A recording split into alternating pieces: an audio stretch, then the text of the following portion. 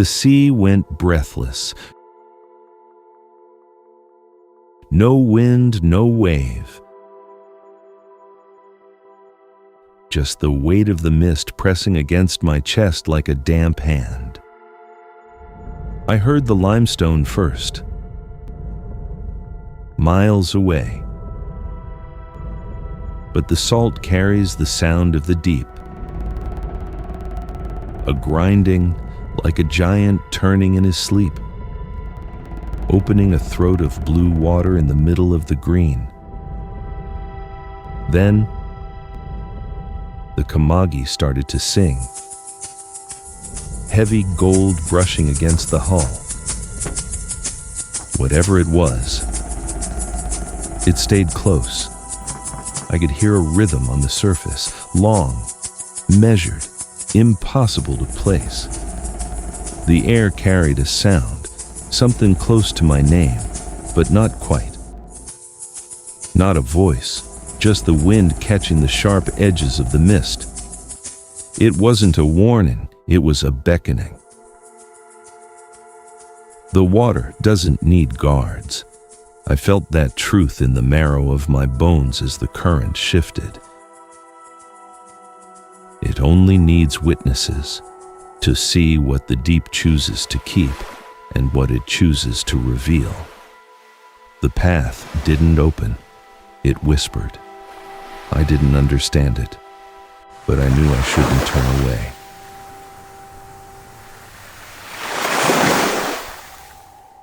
I followed the current without knowing why.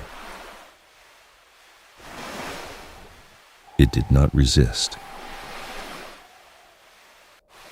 When my hand touched the water, something changed, not around me, within. I have felt this place before, not in memory, but in something that remembers for me, as if the path I walk has already been walked.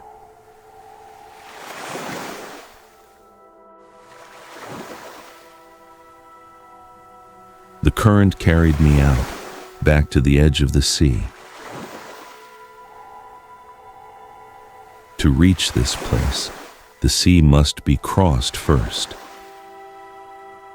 From the western islands, the waters narrow. The pull begins before the land is seen. A quiet force, guiding the hull without asking. You don't arrive here by chance. The path decides if you are allowed to continue. When the horizon breaks,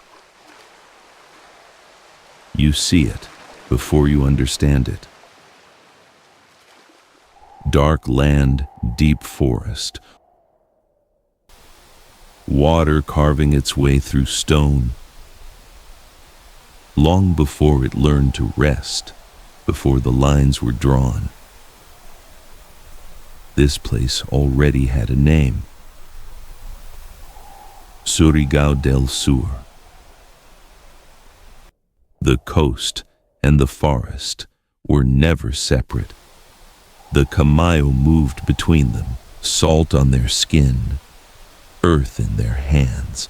The ground here does not forget. It holds the shape of what came before. Hands that knew fire, hands that shaped gold, not for display, but for a life already in motion. This was never an empty south. Paths crossed here, long before I arrived. Boats came, voices traded, stories moved between islands. The world was already passing through. To walk here is to carry something unseen, not ruin. Memory, and memory has weight. But the land does not keep everything. Some things are given to the water, and the water has its own way of returning them.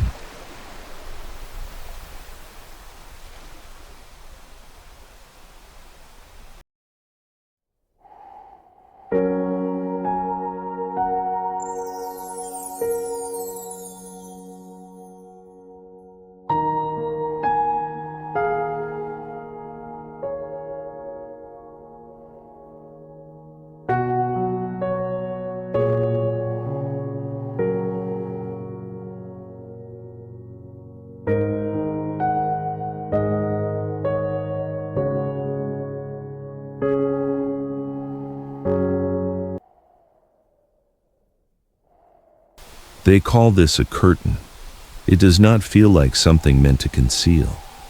It feels like something that has been falling for so long that it no longer remembers how to stop.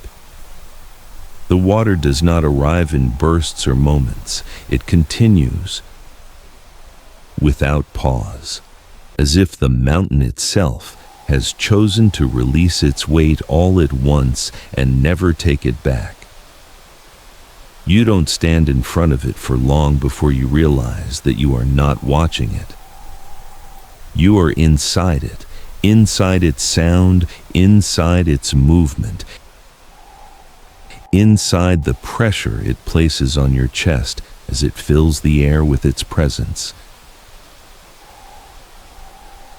And when the sound becomes too much to follow, when it takes everything you are trying to hold on to, something quieter begins to surface beneath it. Not silence, but something close to it. A stillness that does not remove the noise, but exists underneath it. In the early light, the spray bends the sun just enough to form a shape that people try to name. A bridge, a sign, something that leads somewhere else. It does not feel like a path outward. It feels like the mountain taking a breath and letting it be seen for a moment before it disappears again. The path does not remain open the deeper you go. It begins to close, slowly at first, and then all at once, until you are no longer sure if what you are following is still a path at all. And yet, something in you continues forward. The water moves differently here. It does not spread wide or fall in full view. It presses into the stone, finds the narrowest spaces, and carves its way through without asking to be seen.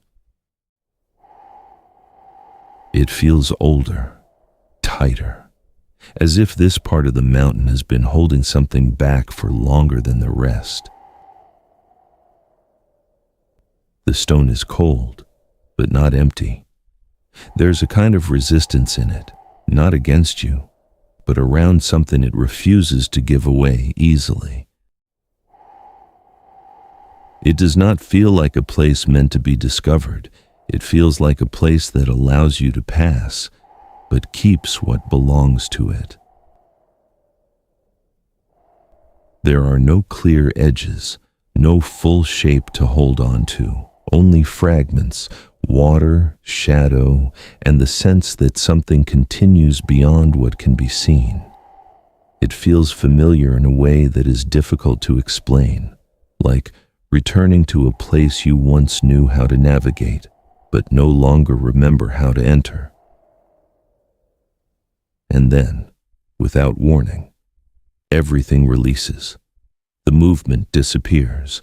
The force that carried you here falls away, and what remains is water that has finally stopped searching for somewhere to go. It does not move, not because it cannot, but because it has reached a point where movement is no longer necessary. There is a clarity here that does not come from stillness alone, but from something that is settled long before you arrived. Before anything is shaped, before it becomes something that can be held, traded, or named, it begins like this, unbroken, unaffected.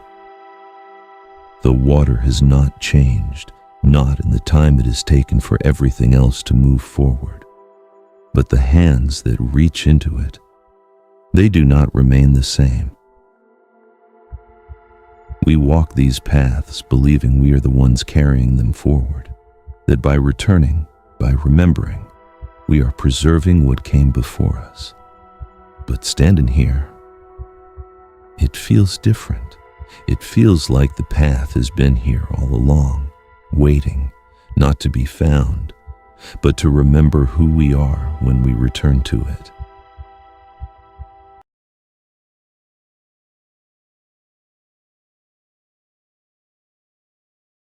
The ocean does not become still. It only changes the way it moves. Standing at its edge, it feels quiet, but the quiet is never empty. It carries something underneath it, something that does not rush and does not need to be seen to be known. I did not come here for the shore. The land has already spoken. There are paths that do not stay on land. Paths that cannot be walked, only followed. And the ones who carry them have been moving long before we learned how to name the places they return to.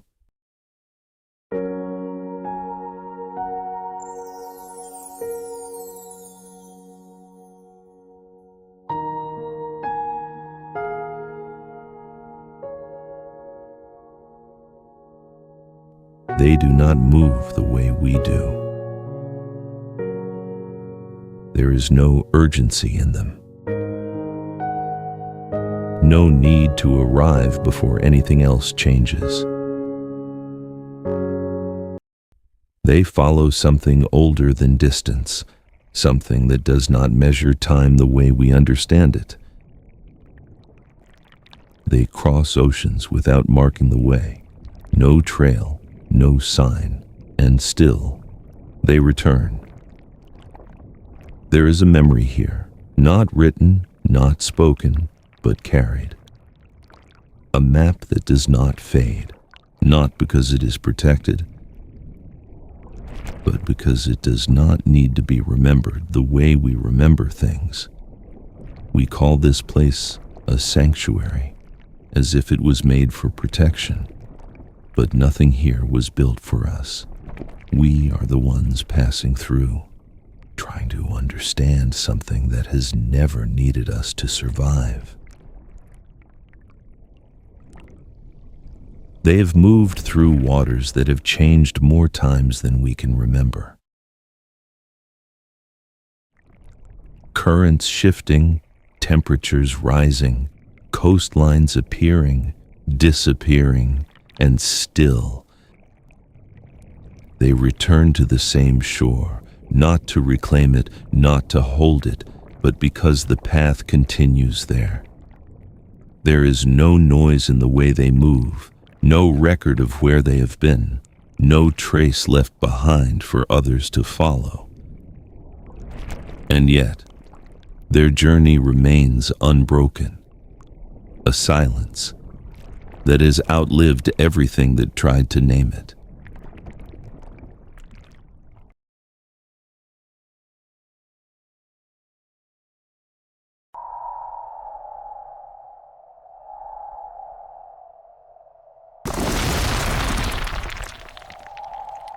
Not everything that is remembered is written down. Some things are carried differently, not in pages, but in the body that refuses to forget what it was shaped to do. Before the names we use now, before the lines that divide land and water, there were moments when the horizon did not arrive quietly. It carried weight, movement, and the certainty that something was coming. They call this Sairong. It does not feel like something given a name. It feels like something repeated. Again and again, until the movement itself becomes the memory. This is not a performance. There is no space in it for display. Each motion carries a weight that does not belong to the present moment, but to something that needed to be kept alive long after the moment passed. The body remembers what the mind does not hold on to. It remembers how to stand, how to strike, how to remain when something tries to take your ground from you. What survives here is not just the form, but the decision to continue it. There's nothing quiet about this spirit. It does not settle. It does not soften itself to be understood. It moves forward, loud, uncompromising, carrying the weight of those who refused to disappear when the tide turned against them. We call this a festival now, because time has placed distance between what it was and what we are allowed to see. But beneath the color, beneath the rhythm, the grit remains, not anger, not display, endurance. And even those who learn to stand their ground eventually return to where everything begins to move again.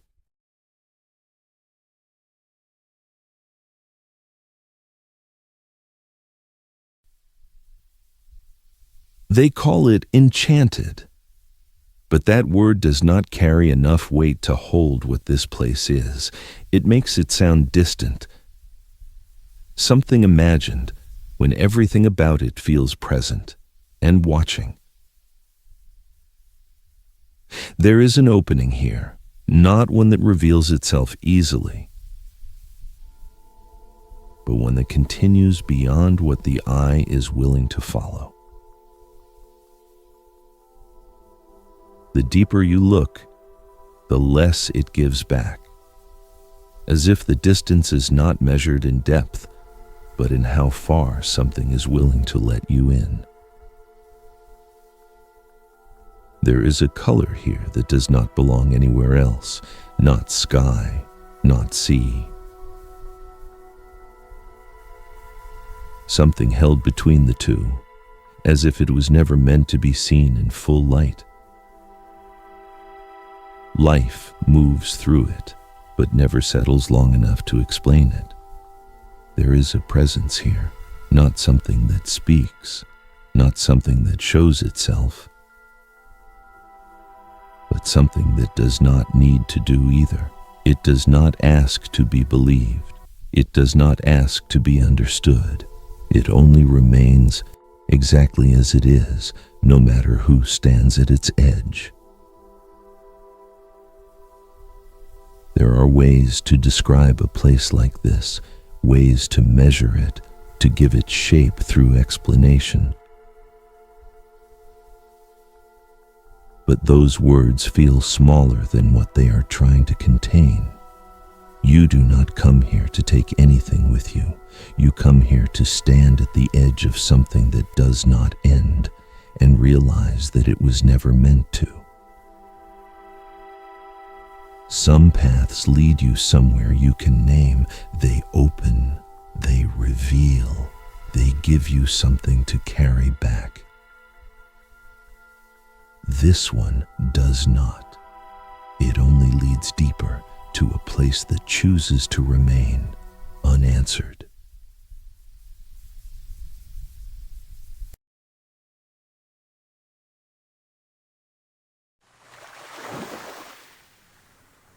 We didn't lose the kingdom. We only outlasted the ones who tried to take it.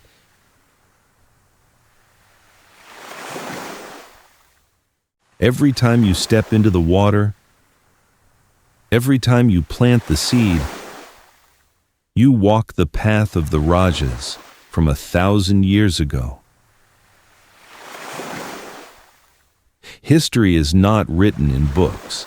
It is carried in the way you survive, in the way you still know your neighbor's name when the storm arrives. I am here only to remind you of the map that lives in your blood.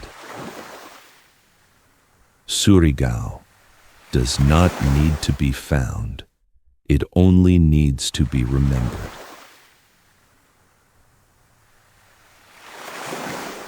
History is not a ghost. It is a path that has been overgrown. Surigao was the gate, the first to see the light, the first to guard the secret. One more province reclaimed, one more memory restored. We are not drawing a new map. We are remembering the one that has always been here. But the heart lies further in, beyond the salt, beyond the rivers, beyond what can be seen. The path is open. I just don't know where it leads yet.